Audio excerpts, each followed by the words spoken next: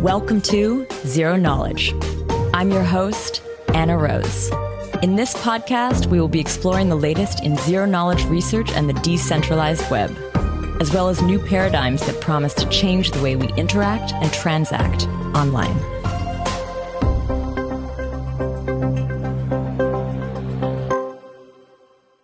This week, Tarun and I chat with Kostas Kryptos from Miston Labs and SWE. We chat about the latest work they've been doing bringing zk to SWE, with an update about zk login, and Kostas introduces zkAt, or zk Authenticator, a new research project that describes how to offer programmable and updatable access control to accounts by using the properties of Groth 16 in a new way. We also discuss the ways they are thinking about making SWE quantum ready, their work with the Greek stock market to try to bring it on-chain, and more. Now, before we kick off, I just wanted to point you towards the zk jobs board. There you can find job postings from top teams working in zk. If you're a team looking to hire, you can also post your jobs there today. We've heard great things from teams who found their perfect hire over on the zk jobs board, and we hope it can help you as well. Find out more at jobsboard.zeroKnowledge.fm. You can find this on our website, and I've added it to the show notes. Now here is our episode with Kostas. Today, Tarun and I are here with Kostas Kryptos from Miston Labs and the SWE project. Welcome, Kostas.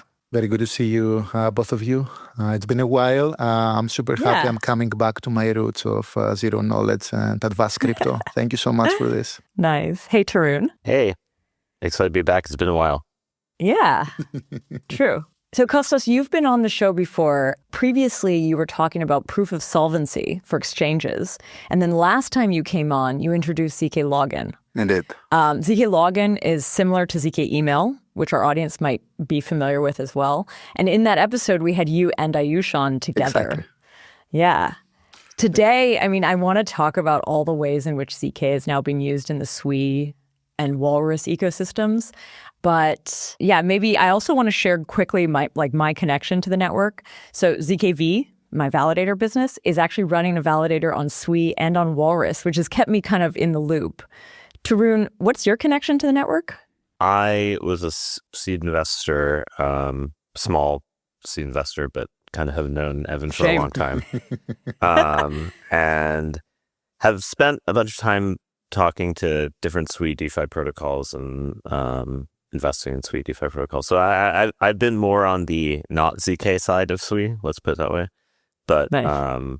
Obviously excited about the fact that there's a lot more first-party support of zk in SWE than a lot of other ecosystems, and trying to figure out where that will go. Cool. Thank you, Tarun. So, Kostas, you have been on the show before, and I think we've done intros, like extensive intros. But why don't you just tell the audience kind of who you are briefly and what you're working on at Miston Labs? Sure. Very quickly. So, by the way, I started my career as an AI engineer and researcher. I was hacked. This is useful.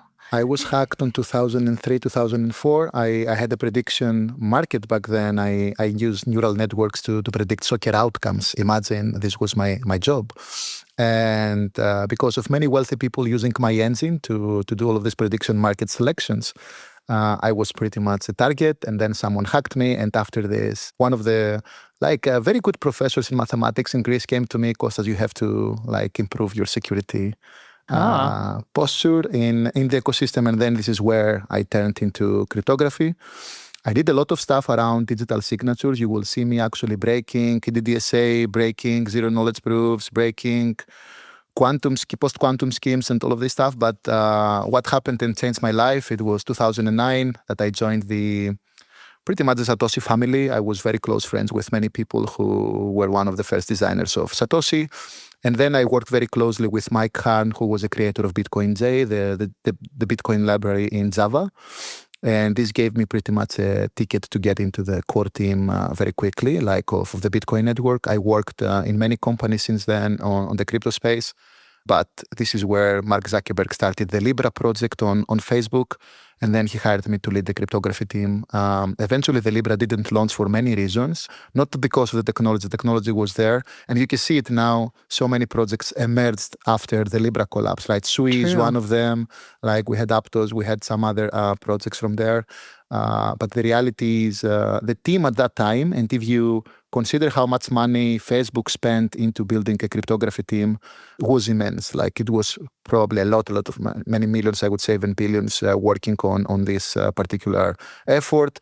Facebook tried to build a stable coin, which was a basket of tokens back then. So it was not a stable dollar, not a stable euro, but it was pretty much an ETF of tokens, right? So some euro, some dollars, blah, blah, blah.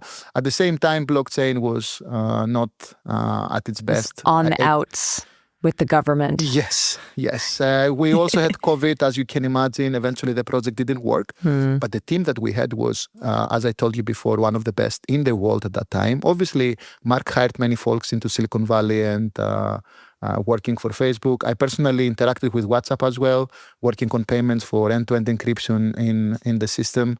Libra had the plan to also be part of the Messenger and WhatsApp payments. Eventually, nothing from this happened, but the nice thing is Sui made it. So 5 of us left Facebook. I was like one of the first who realized, look, Facebook is slow. Facebook couldn't make it because of the regulation. But at the same time, we have a technology here that we cannot ignore, right? And I personally worked pretty much in a direction from the leadership of Facebook on solvency proofs. This was one of my first initiatives on the zero knowledge proof space. But also we did the first open source library for Starks, Winterfell. Probably you know Winterfell. Yes. Oh, yeah. Yes, exactly. I was leading as a director of cryptography this project, right? I mean, it was pretty much my baby. With Bobbin, this is Bobbin, exactly. right? Yeah. Myself and Bobbin actually started the project, and Bobbin was obviously the father of all of the engineering there, but I was the inspiration for this project. And then eventually, because of this, Sui made it. A lot of people from Facebook, Google, Apple, many folks around like Silicon Valley who wanted to enter the crypto space joined us. And this is where we are now, pretty much a blockchain that has some of the best ever finality times and a lot of innovation. You will realize that the rate of white papers, even against new ideas about zero knowledge, is literally every 1 or 2 weeks. There is a white paper every 1 or 2 weeks in Mist Labs and Sui around a new innovation. You do pop up in quite a few of our ZK Mesh editions. Yes. ZK Mesh is our newsletter that we send out monthly. We're always looking over new research. Exactly. And we see your name. It's not always ZK what you release, but when it is, it's in ZK Mesh. Indeed. Look, you have to do many things. Obviously, ZK is when you need off-chain computations or like some privacy. At the same time, we cannot stay on this one, right? Very recently we had the announcement from NIST, hey guys, everybody should switch to post-quantum. And then eventually, as we see, most of the blockchains today are not post-quantum, right? And then how do you interact with agencies in the government in 5 years from now? You cannot. You have to switch, right? So we work on this concept as well. zk, by the way, is part of my story. If you see my team working at the moment on the transitions to a quantum-safe like blockchain, zk is part of it. It is part because we all know like Ligero and Starks are post-quantum secure. Yeah. So gradually we have to switch into these schemes down the road. What do you actually have to switch to make it post-quantum? Like, because Sui is proof of stake, so it's not like it's the consensus will be broken somehow, but like, where is the cryptography that would need to be upgraded? It's everywhere. Even if we say sometimes that technically you just need to change the signature scheme, and from ECDSA or EdDSA, you are moving into a post-quantum scheme. This is only one part of the equation, right? So one is the signature. At the same time, Sui is agile in the sense that people can do ECDSA, EdDSA, multi-sigs. They can do zk login that is currently using Growth 16. Which is not quantum secure. It's not quantum secure, yes. We have also some accumulators internally for the state management, which is also using elliptic curves. There is also even the hash functions as we go into the quantum secure space and level, they have to be longer. Exactly. They have to be a certain kind. There are a few things that should change. And I would say even at the level of communication between the servers, in some situations you have TLS now. And the TLS and the green bar we see at the top of the browser, it's not quantum secure anymore, right? We're still using RSA. If you see all of the certificate authorities in the world are still RSA based. And they are not even elliptic curve based. So it means that we have to do a lot of work on multiple streams to make this happen. And at the moment, we have many cool ideas. We're going to discuss a few of them today. Some of them are requiring Starks or Ligero or like system with zero knowledge proofs because it's the easiest way not to change the logic, but still be post-quantum secure. And some of them are just requiring new schemes, either for encryption or signatures. That's cool. But it's not one thing. I believe it's like 7 or 8. places where we have to change. When you talk about kind of making it post-quantum, like, would you have to be updating each of these systems? Do some of them require like a full network upgrade to be able to do it, or can you do it without doing a full network upgrade? So the whole idea is the following. Let's go one by one, the authenticator logic, right? So people now have mnemonics, and these mnemonics are converted into elliptic curve signatures, like we have ECDSA or EdDSA, like Sui, Aptos, Solana, EdDSA, some of them, Ethereum and Bitcoin are ECDSA, right? All of them are not post-quantum secure.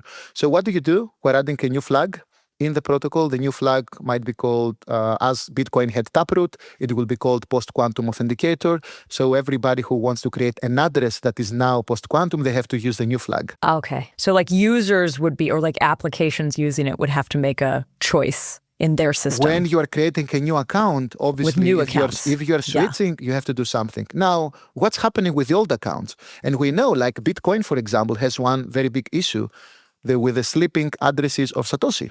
There are some addresses that are there, they're not doing anything. And imagine if there is a quantum apocalypse one day, the first target will be the 11 million like Bitcoins, right? This is where people will go to hack because this is easy money.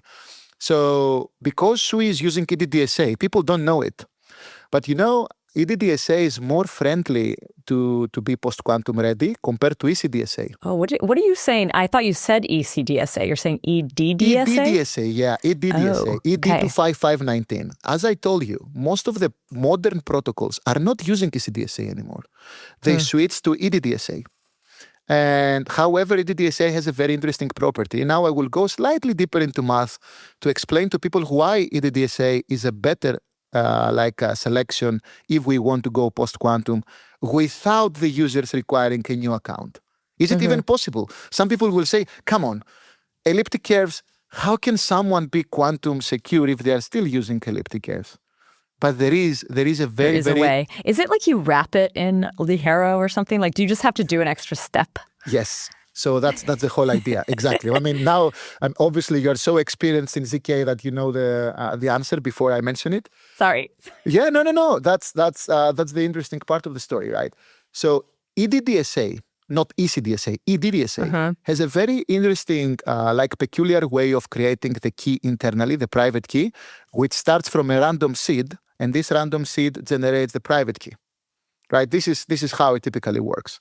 But this is using a hash function. So technically, if people have the seed, which is considered the private key in the EdDSA sector, you can just stark, or do a Ligero over the conversion from the seed to the private key. And then you can create a star key signature over this. So you completely omit the elliptic curve part and you only care about the key derivation part. And now, for the first time, we might have an account that the address maintains exactly the same format, but you're now signing with Starks. You're not signing with ECDSA or EdDSA. And this cannot happen with ECDSA because ECDSA doesn't have this property on key derivation, right? It has to be a special version of ECDSA, typically deterministic ECDSA. But when you run it, so you're like, because you have an address, you can sign with that address if you're the owner of it, and you run it through something, so then all of a sudden it's post-quantum secure. But like if someone was to get your non-post-quantum version of your, doesn't matter. If someone accessed it, could they still sign on, with the, No, but why no, right? Because one day we just press a button without changing anything to the system. But we say, look, everybody who had an EdDSA account, now we don't accept elliptic curve signatures. We only accept the Stark version of your signature. And this can be a decision by the network, basically. Yes, the validators can vote and say, look, we believe that there is a common thread because some country, some agency is very close to a quantum computer. We're now pressing the button, and everybody who used to do elliptic curves, forget this part of the algorithm, erase it from your memory. Now you have to use the Stark approach for signing. Interesting. Even if you keep the same seed, right? Which is very unique, but it is possible. So we will see a major advantage of blockchains after Ethereum that used EdDSA because they have this extra little feature, little characteristic. Yes, interesting. Exactly. So that's one interesting way to do zero knowledge, not for L2s, right? Protecting your account against post-quantum. Nice. Well, that's a great start. I mean, so this wasn't the point I was planning on starting with, but I'm really happy. Like you've led us into some of these zk applications within Sui. It's also cool because I've been covering sort of quantum and post-quantum topics in the last few months. And I haven't actually spoken yet to a team about like migrating an existing system into a post-quantum one kind of when it's live. So this is a cool example. Exactly. By the way, I call all of the non-quantum secure algorithms, some of them who have this property, I call them quantum ready from now on. Okay. They're not post-quantum, but they're quantum ready. Yes, it's post-quantum ready. If you can do this trick with a Stark, interesting. It is post-quantum ready without changing your address. Cool. All right. Well, let's kick off with some of the zk applications, other zk use cases. I kind of want to start with zk login because you did present it. Actually, our episode was back in late 2023, so almost, a year and a half ago now. I'm curious what's happened with the system since, because in that episode you did describe it, but I think it was quite fresh. So yeah, what's happened with it? How is it being used? Exactly. Now it's the most used zero-knowledge application in the world. That's the result. That's what you're saying, but more than WorldCoin, because I thought they had that claim somehow. No, in number of proofs per transaction. No, I don't believe so. Okay. Sui has so many transactions that imagine every single time you're signing a transaction, you need to provide a zero knowledge proof. I don't believe they have more. Okay, cool. They have to create an account, of course, right? But every single time you're signing, I'm not sure they're doing the same. So on verification side and how many times you have to do this on the blockchain, I think Sui is by far more used. That's actually interesting that you're saying you need to create a ZKP each time, though, because like zk login, as you presented it, was more like when you're logging into a website or you're like doing something where you need to use your account in a very like tangible way, you're creating the ZKP, you're doing something there. But how come with zk login you're actually creating a ZK proof for every transaction? Yeah, let me explain to you what's happening. Yeah. So has it changed or is it like, no. I will explain. Was it always The verification is happening many times, but I will explain why. So when we do login with Google, login with Facebook, in the background, what's happening is Facebook and Google is giving you something, right? A small piece of data that says, okay, it's you, Kostas. You have an account on Sui, and that's your email, and that's your name, and so on. Obviously, you don't want to put all of this information on chain, right? Because then people will identify you. We want to offer privacy. At the same time, this doesn't give you a public key in order to sign transactions. It's only like something that Google states, but it doesn't give you the option to add the public key. We added the public key inside this result from Google and Facebook, and then we had to snark it. So we added the Groth 16 on top of this. But every single time you're signing a transaction, you need to have a proof that your public key is part of this particular thing that Google sent you. So when you go on chain, you have to verify the zero knowledge proof because the transactions are not signed with zk, they are signed with a public key. But to ensure that the public key is the correct one, you have to verify zero knowledge. Now, you will tell me, yes, for every single time you're using the same public key, you need to generate a proof. No, obviously, smart people are caching their zero knowledge and they submit it on the blockchain. Caching it, okay. Yes, I see. but the blockchain has to verify it. Okay, so the verification. The verification is happening a lot more times than anything else because it's happening on every transaction. Got it. So that's the whole idea here. And obviously, because you're caching it in the same session, you don't need to have like all of the CPU requirements for zero knowledge proofs. It just needs to happen once when you open your wallet. But verification-wise, yes, I don't believe on the blockchain anything else is doing more than us at the moment. Fair. I had one quick question, which is, I think of login as an auth format where it's individual user logs into service. So like the topology is, hub and spoke, right? There's like the hub of the thing that's logged into, and then there's all the users. Now, in a world where people are delegating their credentials to third parties, whether the third parties are AI kind of apps acting on their behalf and maybe logging in via tool calls or not, whether they're delegating it to third parties, that are human or companies, how do you think about building sort of like access control system on top of login such that you can like do this kind of like delegation system when you have, or even, the simplest version of this that is like live and used in crypto, right, is a lot of the Telegram trading bots where they trade on your behalf, but you grant them some certificate authority for like some amount of time for some amount of protocols or whatever, right? So how do you think about that expansion? Because to me, that's sort of like where, now you have way more interesting topologies of interaction between the users and the protocols, but also it's like the complexity for the user goes up. So like there's kind of the two dimensions you have to. You are right. Look, zk login, by the way, regarding the UX, it's actually removing all of the friction on remembering passwords and everything, right? So we realized for the first time that a lot of people, they're now using the blockchain. You don't even need to remember a password. You're just familiar with logging with Google and Facebook just because you do that in your everyday life. And then we had a few companies that were targeting a particular part of the population. Imagine Red Bull was one of them, Red Bull Racing. And they had to create a campaign and they said, look, there is no way more than 1 or 2% of our users are going to remember a mnemonic. There is no way. There is already too much friction in the blockchain. And I understand that on the background, there might be a lot of math. Like Tarun, I agree totally with you. But we try to hide it from the user. Right? The user doesn't even need to see a blockchain transaction is happening because they just log in with Google and automatically they have a way to authenticate. Now, obviously, we don't want users to only rely on Facebook and Google, and maybe they want extra security like I want and Google and Facebook. I want to log in with Google and Facebook, so they both need to collude, and they also need to collude with my wallet provider, like 3 out of 3 collusion, in order to cheat my account. And then in Sui, what we did is we created this native authenticator, which is multi-sig. So technically, an application can just request from the user login with your 2 most major, OAuth mechanism that you have, and you are going to have an account. Now, again, this might not be enough, because what's happening on zk login is we're giving a short period of time where you can reuse the result from Google. We don't want you to reuse this for years, right? Because the sessions are expiring on Google and so on. So we created a new system that is called zkAt. This is, Anna, this is the new innovation that we had, right? zk Authenticator. zk Authenticator, but because it's zkAt, like from authentication, we call it zkAt because it's easier to spell it. Now, zkAt came exactly for the question that Arun made here about the complexity and how we're changing policies, how we can provide new updatable formats, because we might say, look, it's 2 out of 3, but tomorrow I want to make it 1 out of 2. And the day after tomorrow, because I had a divorce with my fiancé, I need to make it in 1 out of 1, and I have to make some changes, right? Yes, these are things that are coming. I agree with you.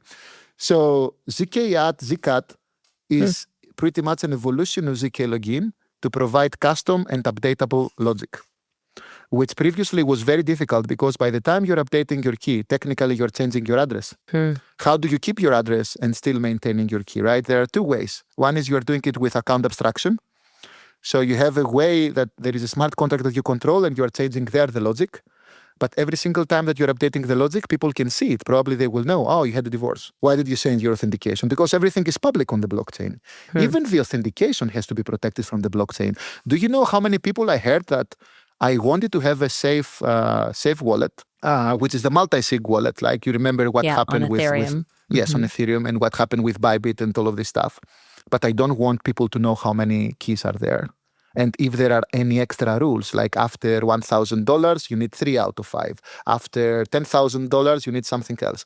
zkAt is actually solving these problems because at the moment, we don't have great MPC solutions that are working with conditions. Yes, there is the threshold MPC model where you can only do K out of N, but by the time you're adding more complexity, we don't have good MPC protocols, right? So you need to find another way to do that. And then we had a few banks as partners who asked, whatever we do, we cannot easily use an account abstraction multi-sig wallet because people will see we're 7 out of 10. We want to hide even this, but we also want to hide the conditions when 5 out of 10 are signing, when 7, when the condition is becoming very strict and you need 10 out of 10, all of this stuff. And then we tried, Tarun, to create a new system. It was very difficult originally. We thought it's impossible, to tell you the truth, because you cannot solve it with Starks, by the way. It can only be solved at the moment with things like Growth 16 that has a trusted setup. Oh. Believe it or not, for the first time, we said people believe that Growth 16 is dead because there is a trusted setup and there are all of these complexities, who is running the committee for the setup and everything. But then we said, look, let's use this as a feature. why it can be used as a feature. Do we understand here why Is it because of you could run another trusted setup in a way to reset it?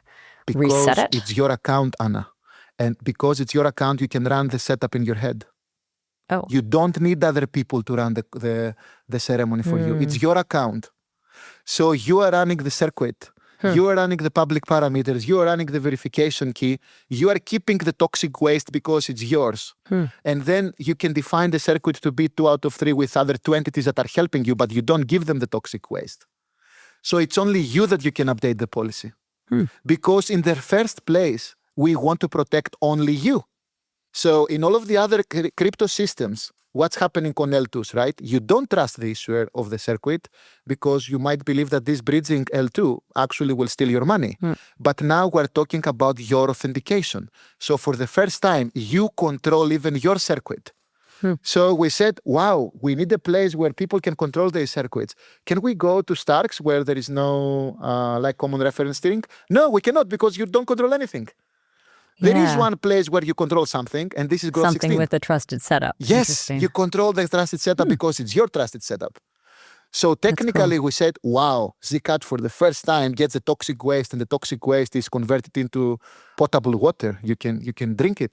You need it. You need the toxic waste You actually now. need it. Yeah. I mean, this is a very interesting feature, but I just want to check, the question that Tarun was asking, though, was really about agents. And I'm wondering, does this satisfy your question, Tarun? I think the reason it kind of is, it somewhat satisfies it, but I do think there's going to be this kind of thing where people probably really don't want to think about their policy settings, right? That's true. Right? That's true. And I'm not sure how I think in a world where people have this interaction where I go to a new app, I log in, I have to click authorize whatever, and then I use it. That you don't have to think that much about complex policy. It's yes, maybe for, some big company, type of thing, right? Who do you think will help you on this? Do you know what I personally think? AI will help you on this. I have a feeling all of the wallets of the future have to have AI embedded. For sure. But there's a chicken and the egg problem. In order to get the AI to do all these things on your behalf, you also need to have a policy for which accounts you're giving it permission to, right? You may today be Cursor, you're allowed to log into my GitHub and Twitter because you're allowed to post whenever I make a pull request. But my Twitter credentials got hacked, so I need to actually remove Cursor tomorrow or something, right? My point is there's almost a meta learning thing of how much delegation you want to give to each AI, and that part is the part I guess I'm still not sure how you would do. That's 100%. Okay, now I agree with your extended view of this. Look, we have the mechanism. In my opinion, when I say the wallets have to be smart, you have to have an agent that you trust. This agent that you trust will have to do all of the digging on the web. Hey, you trust it, right? It's running on your phone. It's not running somewhere else. It tells you Cursor is hacked or something is hacked. Tarun, we have to change the policy. I know we're using it for connecting to GitHub. And then the agent will tell you to do all of this stuff. And maybe by the time we're trusting so much the agent can even take decisions without you knowing about it. Eventually, we're getting into a cyborg situation, right? People are going to think with their brain, but we're going to have aided decisions because of AI running in our devices or inside our body. I've even seen companies now doing embedded AI, literally under your skin, pretty much like a tattoo. And we're going to see this. I have a feeling that the current landscape of wallets has been built before AI's supremacy. And we have to go into a state that Phantom and all of the big wallet vendors out there, they have to give you an agent, that this agent will help you on taking these decisions because humans are impossible to maintain this knowledge in their head. I mean, Tarun is right that we're giving so much access to agents here and there, and as it becoming more common, you cannot even work, you cannot even operate. I cannot even imagine one of my engineers not using AI anymore to code. On the other hand, every time I use Cursor, I don't even know what tools I'm using. I can't even tell where would you write if I look at the tool calls that are being made and then I go look at my IP out netstat packet sniffing, I'm okay, this is making 500 million more outgoing calls than I expected. Well, maybe Cursor needs to have a personal agent as well, or people will have their personal agents that they can connect them to any software that they are using, and this agent is pretty much your other self. I think of it as like your key management concierge. That's like Yes. This is a figuring nice out, way to put right? it. But that's, I guess, what I'm saying is like there needs to almost be like a separate AI to dictate what the Exactly. AI's key management should be. And this So- AI is your AI, right? It has to Yes. run on your devices. You have to trust it. You have to do all of the stuff. Pretty much your PA, like your personal assistant. Yeah. But going to your point, Kostas, about like in order to update it, you could change the access control because of this feature of Gross 16, because you Yes, could do a exactly. new trusted If you have the setup and you toxic keep the waste. toxic waste. But could the AI agent be updating on your behalf? Wouldn't that be very dangerous? Because then you don't have I totally you agree. don't have that toxic waste. I totally agree. And probably for accessing the toxic waste, it might ask you. I don't know what is the UX there for the average population who are not like financially literal or technically literal. We have to fix this, right? Obviously, we're getting into a world where we have to coexist with another species that humans created. It's AI. Now, that's why we see there is a lot of like different work streams. Other people are building robots, other people are building personal assistants. Everybody trying to find a niche market to have a startup there. I have a feeling that we will find eventually a solution, and eventually we have the cryptography, right? The cryptography of MPC, the cryptography of zero knowledge. Maybe you will have multiple personal assistants. All of them are independent, coming from different companies, and then they have to take a collaborative decision. Look, Tarun, we have to change our strategy because Google was hacked. And Google is used in 20 different places in your profile. I'm voting, and then ask your other personal assistants, which are AI agents, to vote on this, and then they will take a collaborative decision for you. It will happen. And then we have MPC. They can communicate with MPC and probably some zero knowledge proofs, because the other problem we have is the computations. This cannot easily happen on the blockchain, right? We might want a zero knowledge to prove that you ran the AI logic and there was not human hand intervening on the result of the AI. This is another thing that we're working, by the way, here. We're having zk verification of off-chain computations, but are computations that are not in Move necessarily. They're not in the Move language. It might be on something else, right? So, yeah, another application of zk. Yeah. Before I want to just make sure we fully cover zkAt though. So you've introduced it.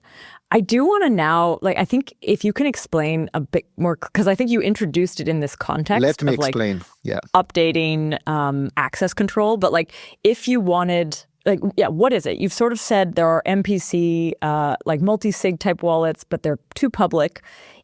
I'm guessing this is not MPC. Let me explain how it works. So let's assume that you want to have your own custom logic. You create a circuit. Now we have many ways to create circuits. I mean, we have languages like Succinct, Cairo. There are many different languages, high-level languages where people can write their logic. I think Succinct is Rust, actually. Even in Rust, yes. Even in Rust, you run whatever logic you want, and then you convert it, you get a circuit, and then you can get your public parameters, you can get the verification key and everything, right? Or you can fold it eventually to a Groth 16, and the Groth 16 is folding into whatever you want. Now, after you create the circuit, let's assume that you created some logic, right? You have the toxic waste because, assuming that we're using Groth 16, you run the ceremony in your head, you created the toxic waste for this particular ceremony, you keep it, and then let's assume that the logic was a 2 out of 3. So in this 2 out of 3, you pin the public keys from the collaborators of you, the other 2 entities that are helping you to recover.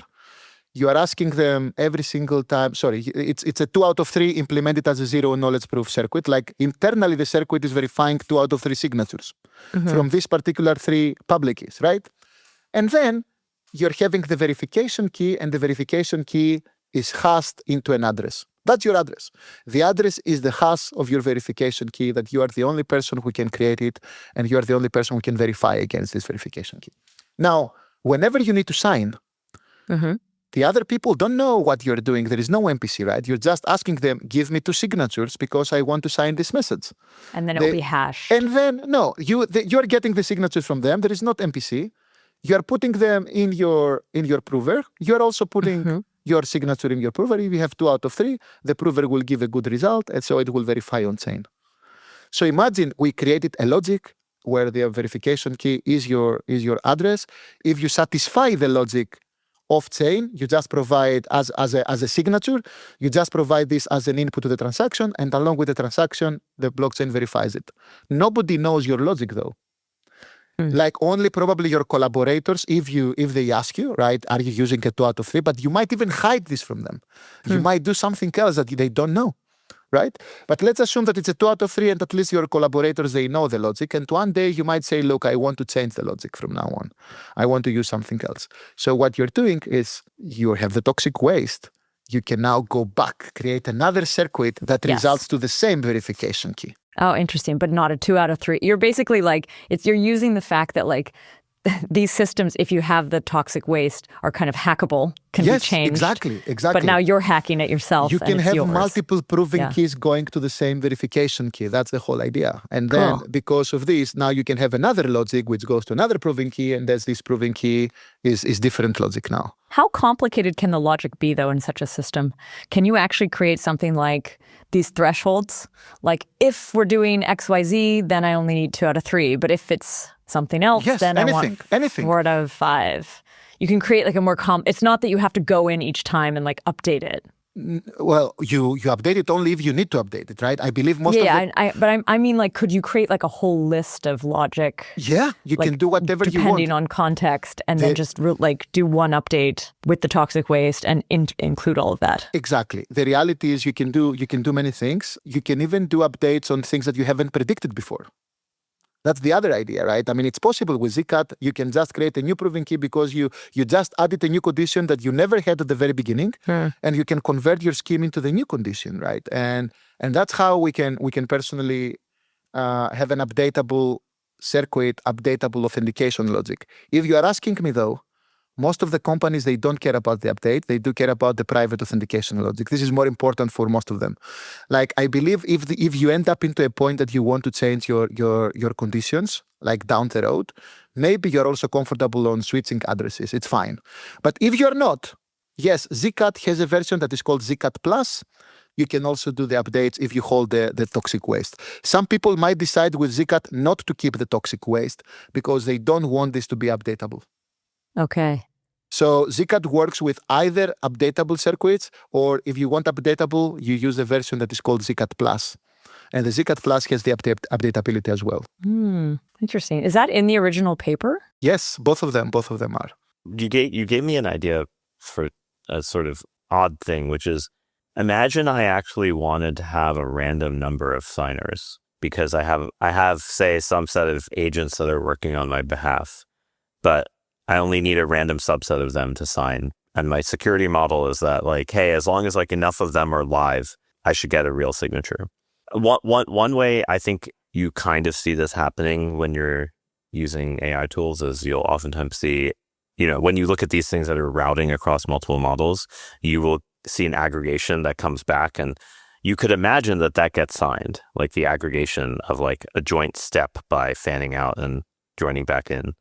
Can you do random numbers of signers, like where you don't know ahead of time, but you kind of, because like there is a sense in which, in this model where like the number of signatories could be, not known ahead of time. Something that you can do, I don't know if this works for the random signers, but I will give you an example. Let's assume that I started with an 1 out of 1. It was only me. I'm using zkAt. Nobody knows it's 1 out of 1. Some people might believe I do it on purpose, that I have a threshold wallet. Nobody knows, and then suddenly I need to add more people. I don't know the number originally, but then you tell me, when you say random, it's converted into 3 out of 3 or something else, right? For audits, they tell you, me as a Deloitte, I need to sign this transaction and I need you to sign this transaction, and only then I know it's you. Then probably with your toxic waste, you can update your circuit into something. However, imagine that you have the toxic waste. You as a user, you can still cheat, right? You can still use the 1 out of 1 because you know everything. It's your account. So in that sense, if it's like something in your logic that is controlled by the auditor and not you, it's one of the applications that zkAt doesn't work for you, because we need to find authentication logics where you control everything and nobody else can dictate to you what they want to sign on behalf of you, right? This is one of the limitations, because by the time you're having the toxic waste, you can just replace the circuit to something else. It doesn't even require a signature, so you bypass the prerequisite that they ask you, a random number of signers. Yes, you can convert this to that, but if you hold the toxic waste, you cannot. If you don't hold the toxic waste and you have the toxic waste between you and the auditor, then it is possible. So we might ask some users that you are creating accounts where the toxic waste beforehand, even on day one, it's only between you and some auditor or some issuer or someone else.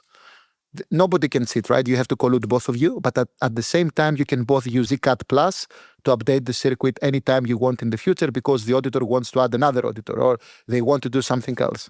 This is possible. zkAt, although we say, yes, the user has a toxic waste in their head and they don't need a ceremony, the nice benefit of zkAt, another property, is you can have limited size committees for your circuits between you and other entities that they are helping your account. In this particular case, it might be an auditor. So yes, if your account, the ceremony between you and the auditor, yes, we have some trust that if both of you don't collude, you can still update the zkAt circuit in the future. It is possible for this to happen. And in the future, it has to be, again, the two of you that will run the new ceremony, probably with some MPC now, because now I have two users running a new ceremony, right? Yeah. But without this step, you cannot do it, unfortunately. Yeah. That makes sense. I mean, I'm only asking this type of stuff because I think like the traditional crypto interaction has been assumed it was like one user, one key, right? Or like one user, many keys. But it might actually be one user, many users, and the number of users is this people you delegate keys to, and that's dynamically changing, right? Wouldn't it just be a threshold, though? Wouldn't you just say, like, oh, a certain number of those random, like, the total number that might be issuing something could change? I believe... But you need to, like, hit a threshold. I can answer, I think. So, Tarun, he's right. There are two reasons to have a multi-sig, Anna. One is because you want to protect against yourself losing the key, but it's still your account. You're helping guardians. You're having people who help your account. But there are indeed, if you go to your bank account now, sometimes you can have a bank where it's you and your partner are owners of this account. So it's now two people owning this multi-sig. In the second part, where it's multiple owners of a multi-sig account, they are not just guardians of your account. They own part of the account. Then you need the trusted setup to happen between all of the owners. Otherwise, because now it's not only one person that owns the account, right? So imagine what's happening now with there is a wallet that is using MPC, I think it's called ZenGo, right? I don't know if you know ZenGo, the wallet. The ZenGo wallet, it's your account. And you need two other places, two other parties to help you recover, but it's your account. zkAt is a great application for this. You are creating the circuit, you're having two guardians that are helping you recover. But there might be another type of multi-sig, which is me, my son, and my wife. And we have a 2 out of 3 ownership over the account. It's still the same multi-sig, but conceptually, the ownership is not only on me now to create the circuit, it's also in my wife and it's also in my kid. So we need to run a ceremony between the three of us. I still don't know if this answers that question, though, of like the random number. So the reason I say random number, right, is like you go into, again, I don't know why I keep only using Cursor, but Cursor is like a good interface because it's easy to kind of imagine how it works. Like, so Cursor right now has their own model, which farms out different coding tasks, sub-coding tasks to different models, right? So like, oh, okay, Claude is really good at debugging stuff, but it's horrible at doing numerical math. So like, I'll only farm the kind of like run test case, small context things to Claude. The large things I'll send to Gemini or OpenAI. Now, the number of calls it makes depends on the structure of the code it's writing. But the structure of the code it's writing, actually, it's learning incrementally. So it might be like, okay, in the beginning, I'm farming everything to Claude. Now I'm farming everything to 5 different workers, 1 Claude, 1 Gemini, 3 OpenAI. And then, a few steps later, okay, maybe I'm going to run a DeepSeek thing. And my point is like the number of people who are involved in like, if you wanted your code signed by each of them incrementally, the number of participants is like dynamically changing based on the code it's outputting, right? So you might not actually be able to know ahead of time in this type of case. That's indeed, look, if you don't know the owners of the account, but if it is your account, by the way, it's your account, right? In this particular case, you just need other people to help you again. Yeah, you're delegating somehow. Yes, it's fine. It's fine that you provide a new circuit for them. Now it works. Okay. If all of them, however, had access, some financial access on this account, which is not the case if I understand correctly in the Cursor example, then it's more complicated, right? We cannot, if we have an updatable committee of ownership, like originally it was myself alone in the account, and then my wife has access to my account, and then my kid has access to the account, then we're talking about change of ownership because the ownership changes. One day I might also leave. I was originally, but now I'm not a part of the account. So for this, it's a more difficult problem. I don't believe humanity has a solution to this. Unless you're having another ceremony that the toxic waste is shared between the ceremony and you trust this ceremony to do the updates on the circuit. Only then this is compatible with zkAt. But he's talking about delegation, so he's not talking about ownership. Yeah, if it's delegation, it's fine. You can delegate. Yeah. So, but would it be, I mean, it would probably be kind of clunky, right? Because you'd have to like run the thing again. You basically have to do an upgrade once you know the number. But it sort of still doesn't solve your problem, Tarun, because you're saying like you won't know the number beforehand. Here, it's like you have to wait till you know the number, I think, to update it. Yes, but you will know the number. I mean, they will tell you there is DeepSeek now. Create a new circuit with DeepSeek as well as part. This is It is random, but at the time you're creating the circuit, you already know the number. Yeah, it's like it's almost like it's random, but you know the seed. You're getting the sequence of seeds, so like you're fine. Like I get that works. I guess I'm just trying to think through like in a world where your financial transactions are done this way, where you're not signing ever, right? You're only delegating, and then you're delegating infrequently, and then these things are running on your behalf. You do have to construct this kind. How do you manage that? And that you was shouldn't sort of look. All of this should happen in your wallet seamlessly. You shouldn't even see this is happening. Now, do you trust this? Do you trust it? I don't know. I don't know. Exactly. I don't know. like you do run into this kind of like who watches the watchman problem of like who trusts the policy choosing agent, whatever, right? Like and no cryptography alone can really help you with that. True. Sorry for the random hypotheticals. No. It's a good question actually. Maybe I should update the paper with all of these questions from now. I will go back and hear the podcast, and I will ask my team. Let's have a Q&A at the end. Let's think about this one. Yeah. Work it through. I mean, the other thing is like I think to me this is kind of the interesting use case of zkAt is these types of like situations where you maybe want to update, because in general I think even after, say, hacks of like Bybit style things, there is a long time before people can actually do these updates. And it becomes very annoying to do. Like if you looked at kind of people's changes in Noses Safe policies post Bybit hack, it was kind of slow to actually occur, right? And I do feel like if you imagine you had a circuit ready that was like in emergency change signers to X, right? That was already pre-signed, you would already like stuff like that, I think is enabled by this that is like currently kind of not really around. That I agree, but imagine that if you are running the ceremony in your head is by far faster than a real ceremony. It's only you. Yeah. So technically it's not like ours to compute the common reference string. You can do it faster now. Yeah, I just think there's a lot of security stuff also like this, like these like in response to attacks automatically adjust policy type thing. Right? Like if more than X% of this wallet moves, which is likely a hack, then like adjust the policy to be N of N from K of N. That would be cool. I don't know, is that already, I mean, this would be in your logic though, right? This would be something you would decide. Yeah, you have to decide ahead of time. Right. Like by the way, if zkAt existed, and let's assume that Bybit had this in their hands, technically they could have another logic that if there is an amount that we haven't seen in the past, and imagine you're providing the transaction history as an input, be a bit more aggressive and try to ask why, right? Don't sign it blindly. You probably need all of the signers, or you probably need to have a different alert on the wallet that this is not common. Anyway, many things were wrong in the Bybit situation, if you ask me. I have my own opinion on this. I don't want to get into that now. I mean, I will say, in this world where you can delegate access, you shouldn't have wallets with like $1 billion unless single wallets with $1 billion. Exactly. The first problem there, it was their mistake, in my opinion, that they didn't split the balances, right? You cannot have one wallet on everything on one wallet. Who does this?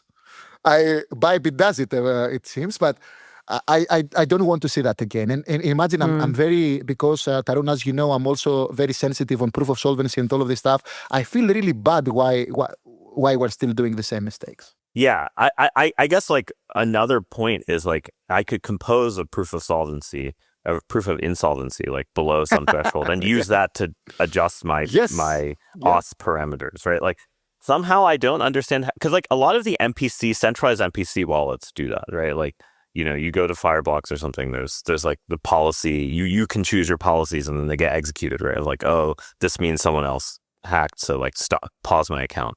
Somehow that hasn't really hit a lot of, and to me that seems like very easy to do in zkAt, but correct me if I'm wrong. It seems it is easy. In zkAt you can define all of these policies originally. If you don't like something, you add it down the road. It's your account, right? You can add whatever you want down the road, and then eventually there will be a final state where it feels safe to continue with that. I mean, I also, not to keep harping on this cursor thing, but I tried to write a Circom circuit in cursor the other day, and it worked. It only took me like half an hour. Oh. I was like actually pretty impressed that I compiled. Look, I'm not going to say it was a secure circuit and that there was no attacks and whatever, right? I'm just saying like I got it to compile and do like, and it was just doing some like basic DeFi thing. But I feel like people aren't going to write circuits anyway. Like I know the like zk VM version of the world where people aren't going to write circuits because they write it for a VM. But I don't even think they're going to write that. I think it's it's like one level higher. You make an interesting point. So what I believe will happen, these circuits will exist. The problem is zkAt, what it solves is you don't even know what circuit am I using. Even if you created your own circuit, Tarun, I can get it. But I can seed it with my own stuff, so nobody knows we're using the same logic. So if we have templates, people can do all of the composition and do whatever they want eventually with by far easier like logic. Because I sense that most of the conditions will be very similar, right? I mean, we want, 100 different flavors of authentication. It's not like millions and billions of authentication logic. And then maybe we're going to have a repository of all of the known authentication logics, and then people will have like to compose between them or use them as they are, right? The problem is zkAt doesn't reveal what did you use as a proving key. That's the benefit. What is zkAt today? It's a paper. It's a paper, exactly. I just wondered if it was like implemented or it's a concept right now still? There is implementation internally, but it's not live in Sui yet, right? How will it be rolled out? Will it be like part of zk login in a way? No. Like a new authenticator. So in Sui, in Sui we do have, pretty much like Bitcoin, right? Bitcoin, 2 means something, 3 means something, 4 means taproot. You have some flags. So in Sui we already have 5-6 flags. There is the EdDSA flag, the EcDSA K1, the EcDSA K2, multi-sig, zk login. There are already 5 flags. You are adding a new authenticator. This will be, for example, the 6th flag, and the 6th flag will say, okay, I accept zkAt addresses. And then there will be a 7th like authenticator, which is, this is the post-quantum algorithm for Sui. And then there will be an 8th, which might be something else, right? So that's how it works on Sui. Got it. And would it be mostly like a developer building on Sui with Move, I guess? Like who uses it? Because like, does the end user directly use zkAt, or is zkAt built into a system? Like a wallet? We have to launch SDKs on JavaScript and Rust for people to use it. Okay. Every single time, this is what you do, right? Even on Bitcoin and Ethereum, you do have JavaScript libraries where they work as the SDK for the people to do signatures, either on their apps or on their wallets. We're going to have a JavaScript version of zkAt where people are going to take it and use it directly. The end user doesn't even know what's happening, right? It's just a JavaScript file running on your wallet. You did tweet about and you sort of mentioned it here, the zkAuth flavors, different types of zkAuth, I guess. Are you building a lot of these? Like, would you be adding these into or are you expecting sort of the community to build them themselves? No, it's collaborative again. So as you can imagine, coming from Silicon Valley and having like people that used to be at Stanford, Berkeley, all of the big Cornell and many other universities, we do have cryptographers. It's actually very heavy on research, the team. So we have an internal team that is working alone, but we have the research grants where we're working with other universities. I know for sure some of them that have been granted already are doing other types of authentication. For example, we do have passcode now, like passkeys. Passkeys is login with your face and then automatically you have an account. But at the same time, we found another magic version of passkey where you log in with your face and we delegate your face into an ephemeral public key. And then for the session, let's assume that you're doing a DeFi or you're playing a game. You don't want your face every single time you're making a transaction. So you have to create a delegation mechanism that this passkey is giving me access to a public key that for this DeFi is giving you access for 1 hour up to the amount of $5,000. Right? Wow. So we're going to create these types of logic, and then everybody can use whatever it works for them, right? That's the whole idea, but it's not alone. Alone, yes, we're doing some big researches like zkAt and others, but I have a feeling that the feedback lately is coming more often than I expected from existing universities that they're also doing zk or passkeys or MPC. These are typically the technologies we're using, right? There might be even a TE authentication, like Trusted Executed Environment authentication. Why not? Where people can write their authentication logic into Python or Java, and then you run it on SUI, because there is either zero knowledge or you have a trusted executed environment signature for this. So I believe at the end of the 2-3 year trip in the future, we might have even 10 authenticators at SUI based on the requirements. Nice.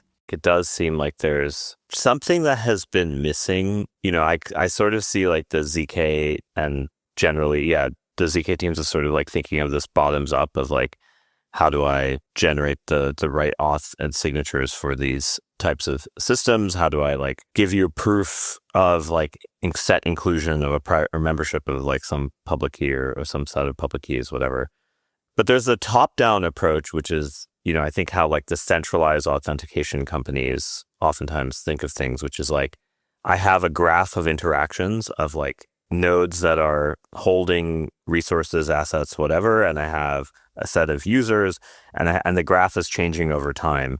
And how do I construct an auth scheme based on that usage pattern versus making auth schemes and then mapping a usage pattern to an auth scheme, right? So like there's sort of a difference between how people in decentralized world think of auth versus people in centralized world, where they're like, here's a bunch of usages, so we're going to make policies that match those usages. So I'm just kind of curious how you think about bridging that gap, because like I do think like that is something I always like. I think Web 2 people have a lot of trouble understanding about crypto, but then crypto people also like don't exactly have a solution for, in my opinion. This is 100% true. I don't know if you noticed, but very recently the Google team introduced a new wallet that is using Ligero.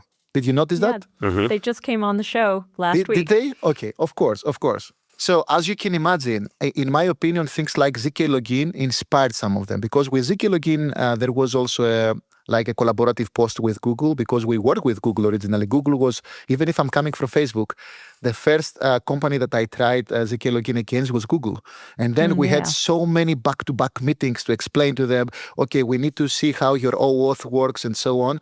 So in my opinion, we also seeded the element of, guys, do zk, even for your own wallets in the Web 2 world.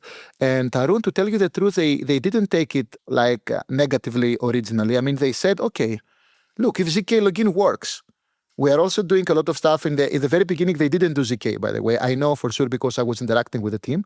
But then eventually, you see, they got into the zk part. In my opinion, we're influencing the crypto. One of the best things that it has done to the society is not necessarily into trading. I think because a lot of money has been spent into hiring the best cryptographers, the best engineers in the world, more than what NSA is doing, more than Web 2 companies are doing. The innovations that are happening on crypto are now coming into Web 2. And I'm very happy about this, right? I love it. I love the fact that Google is using now, even for Web 2 authentication, zero knowledge. Yeah. So how do you bridge the gap? zk email, zk Login, and probably zk TLS are the three, and zkAt now, right, are the 3-4 ways of eventually interacting with Web 2, even if it's part of the authentication.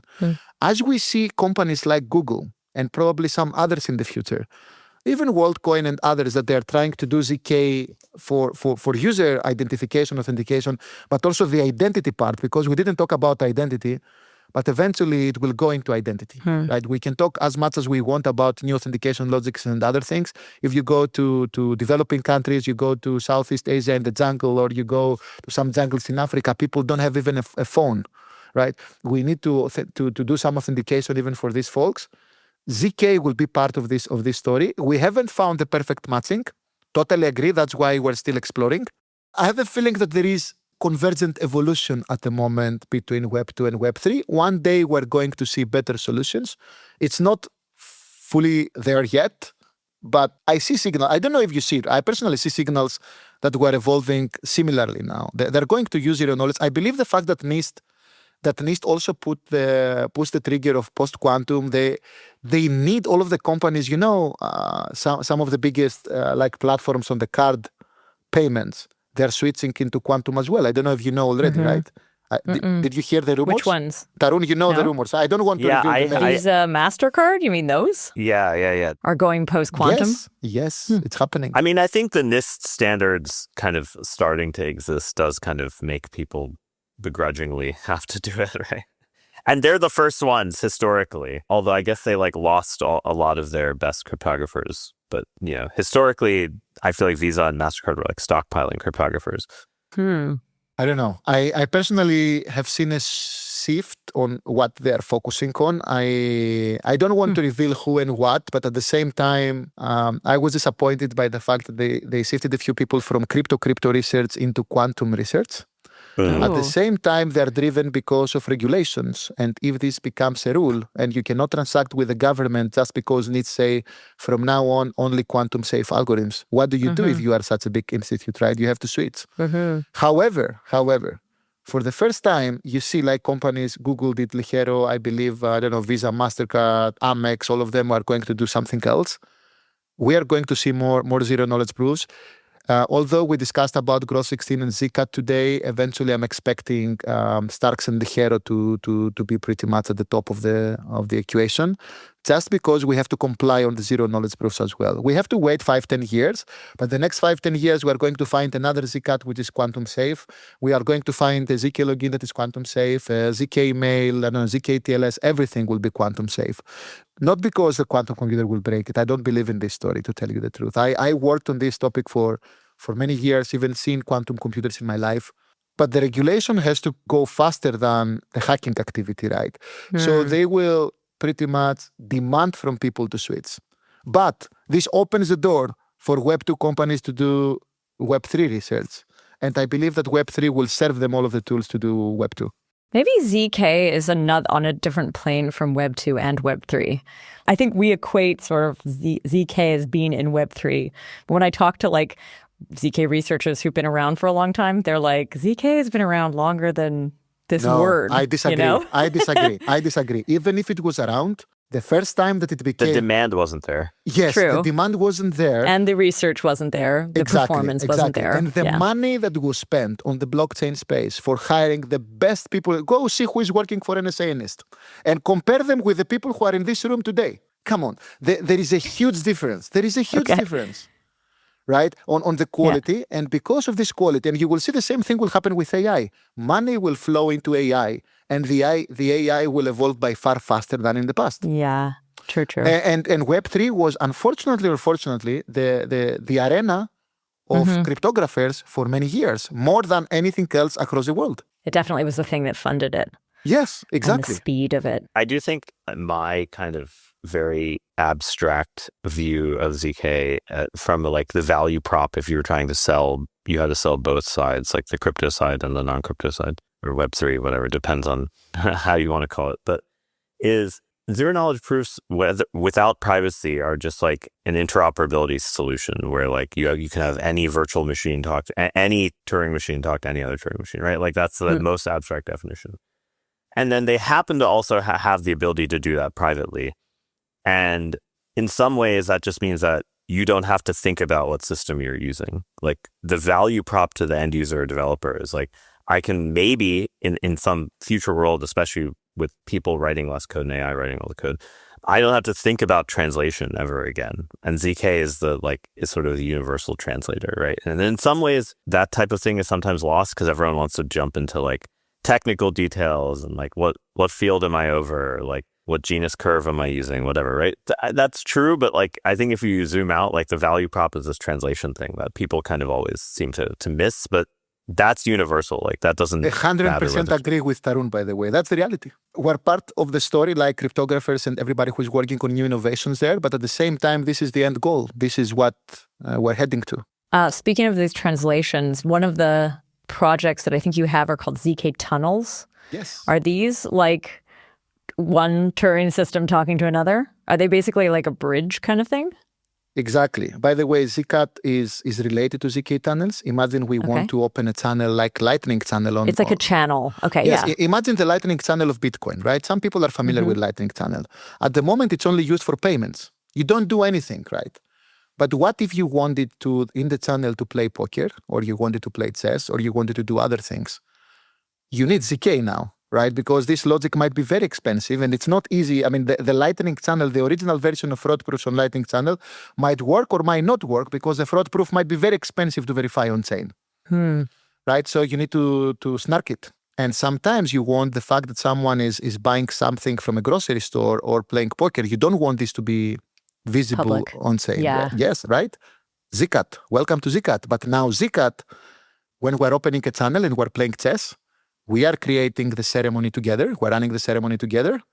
And nobody else apart from the two of us know what we're doing on the channel. Okay. So that's why I told you at the very beginning, even if we're talking about authentication for zkAt, you can use it for the zk tunnel. Yes, Got it. for zk You're kind tunnel, of connecting. it's also usable because you're still hiding the logic.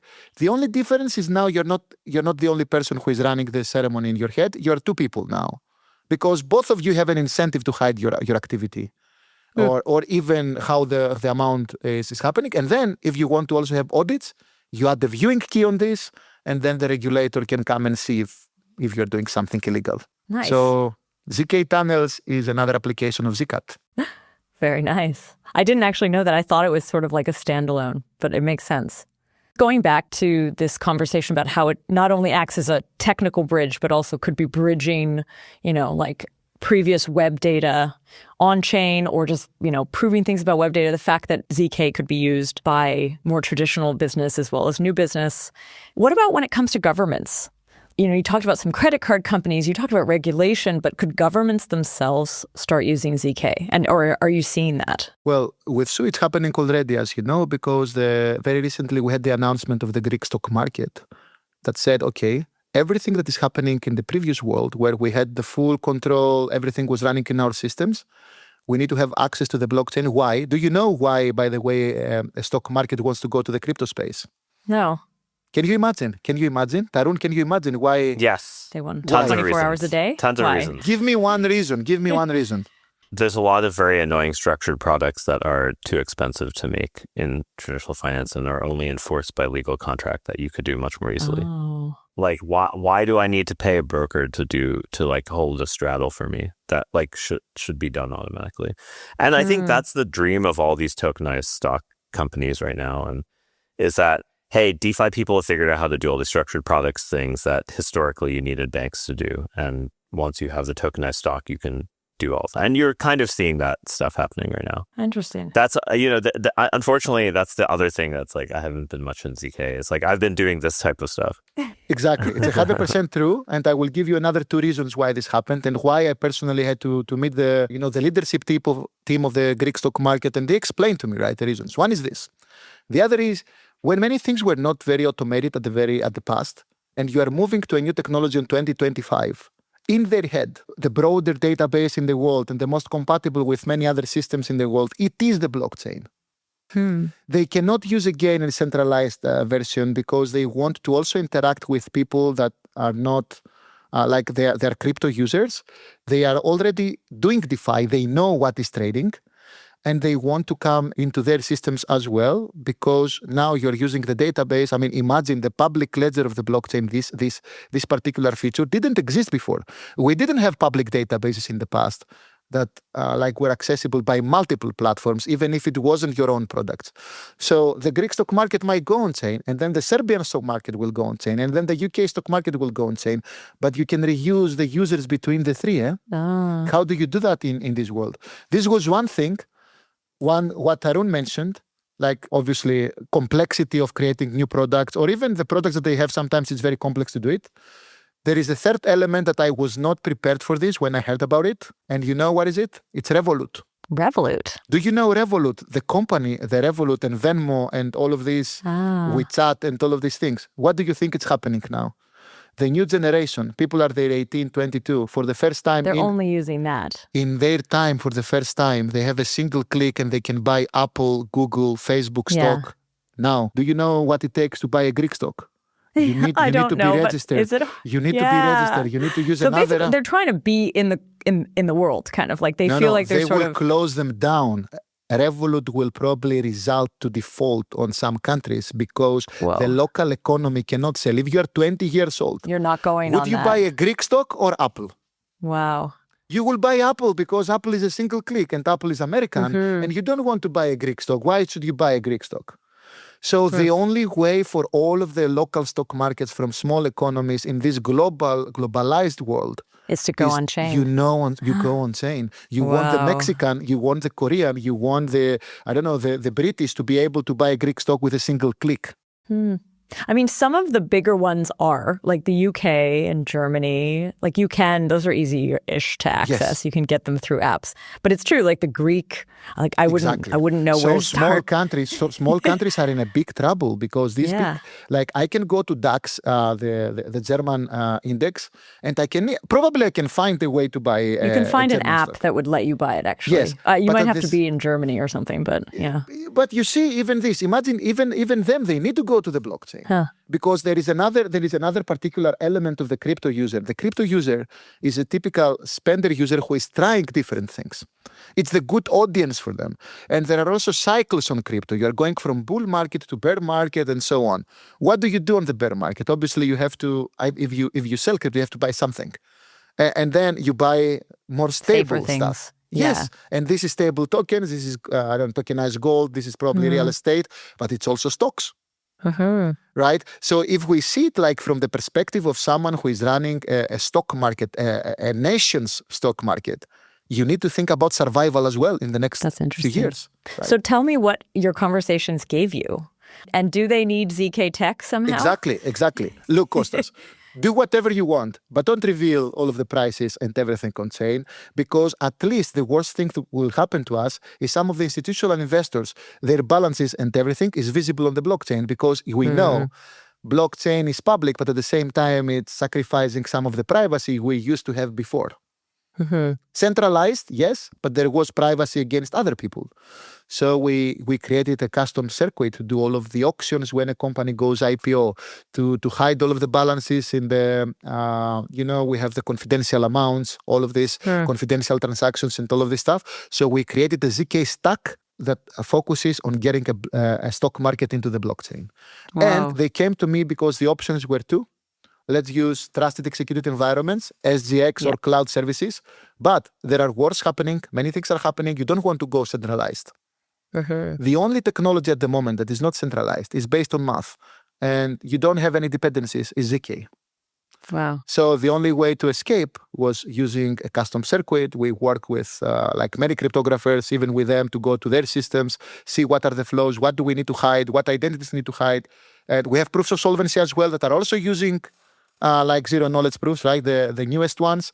And they decided to pick zero knowledge. And one day the COO of the stock market came to me and say, we would never believe that this is possible cryptographically, but now you gave us a dream, right? You gave us a new thing to consider, and we build it on zk. It will create very different dynamics though, right? Like if it's private, like that, the fact that wallets are public in DeFi, it's kind of a feature, not a bug, right? Not necessarily for us. But if you are an institutional investor and you are taking a position to buy many millions of dollars in stocks, Yeah. you are revealing your financial status, and probably some other can do an MEV on you because they know you put all of the money on Apple, so you might not have money to compete with me on HSBC. Right? So there are MEV. I mean, we're talking about investors and we're talking about other people, and there are societies. I'm telling you about a particular thing I realized. I had a discussion about Egypt, like Cairo. And there are some cultural things there where when you're donating money, the person who is receiving the donation, they shouldn't know your balance. Because it's considered a harassment. Like it's not considered good, right? So in some situations, we have to think about it. Yes, it has to be regulated, audited with a viewing key, with something, but you need some privacy. Eventually, I believe there will be selective privacy in the future for all of the blockchain transactions. How far along is the Greek project, the Greek stock market? We already passed the second phase, and now we're working on the POC. It's happening. We're having... Interesting. Yes. Which zk system do they feel safe with? And which blockchain are they going to be on? I'm assuming Well, Sui, they will but be on Sui, of course. yeah. We're using, because the circuit is quite complicated, we're using in this like Rust, we convert, I'm not mentioning the company, but we're converting Rust into circuits. And then from the circuit, you are going into a gross 16 folding. And this is what is verified on Sui. But is it then going to be also be made post-quantum somehow? Yes, in the future, it's going to be for post-quantum. Okay. Interesting. Tarun, I'm really curious what you make of like bringing a stock market on-chain with zk. I guess like I see the centralized side of this a lot right now where like people are issuing stocks on chain but that already exist in kind of like like stable coins. Like other way. There's kind of the second, boom of real world assets right now.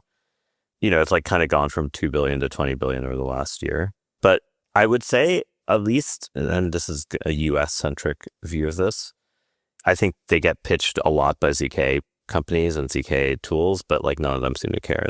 At end of the day, I think like whoever has the most regulatory license stuff ends up winning in this type of market. This is true. I agree for frontier markets, that's not true. Like I'm giving the frontier markets that might not be true. For the US though, it's like I've seen how hard it has been for zk companies and like cryptography companies to break in versus like someone who has an FCM license. Yeah, it sounds almost like it's these like, but I like how you call them the frontier networks or frontier markets, where it's like the Apples and those stocks, they are already integrated into the Revoluts because it's what people want.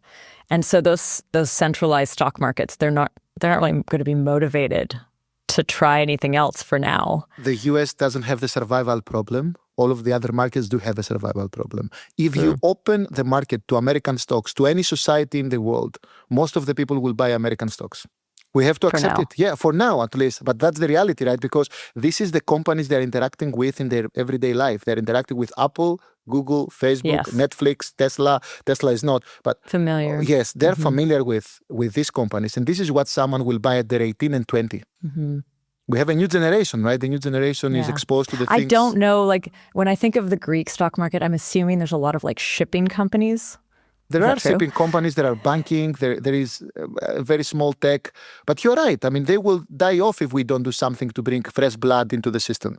One thing, though, that is sort of confounding here is that frontier markets tend to have like heavy private concentration in their stock markets, where they have a bunch of public listed companies where it's like 5% of the float is liquid, 80% is owned by a family, and then 15 is like sort of some investors along the way. And this shipping is the greatest example of that, where it's like all inside ownership. There's not really like, there's no ETFs buying, there's no like investment funds buying. So I think there's also that aspect that means there won't be that much volume anyway. Like who's actually, there's not like, a retirement fund trying to buy these stocks, because there's like not that much available for Although for could sale. Companies there start to create businesses that are more friendly to new it? businesses maybe, but existing businesses I kind of think is, and so that's where there's this chicken and the egg problem of like the existing businesses actually have zero incentive for a more liquid stock market. They prefer the lack of transparency or trading because it means that they can borrow more against their holdings.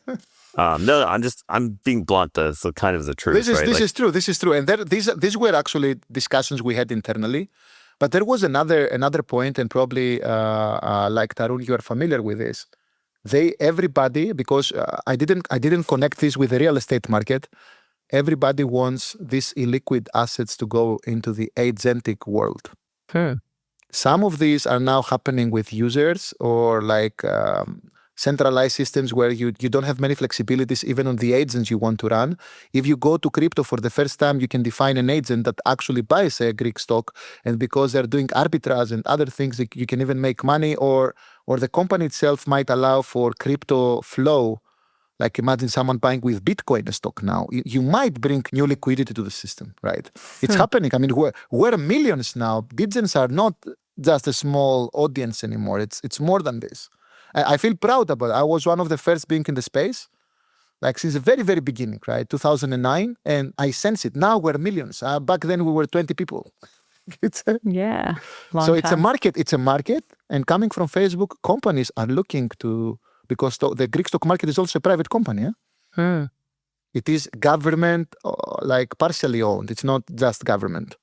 everybody wants the crypto users these days. I believe we're having a big like power, and Interesting. we have to use it properly. I guess I see the other side of this where I'm like, it just kind of looks like banks are going to win again. Really, At least in the big Tarun? countries, it feels a little bit like that. Like, Sad. so I think it's interesting to see the dialectic here. The frontier side. Yeah. Because it's just kind of like in the US and actually even Europe, I kind of feel like in like Germany, UK and stuff, like I feel like the regulation actually just incentivizes the big players more. Mm-hmm. It has like not Makes it really helped impossible the for the small small ones at all.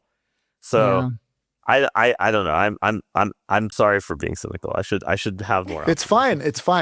We want Hey, this. zk still has a golden future from what we've heard today. I think zk has a future beyond crypto, right? Exactly. Clearly, right? Like the fact that everyone wants. I'm not sure it's like monetizable, but that's fine. It's a good public good. Agree.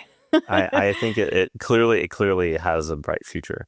I just am not sure that like the stocks on the blockchain thing won't just be like 3 companies that control the KYC process for like the market makers. So then it's effectively centralized.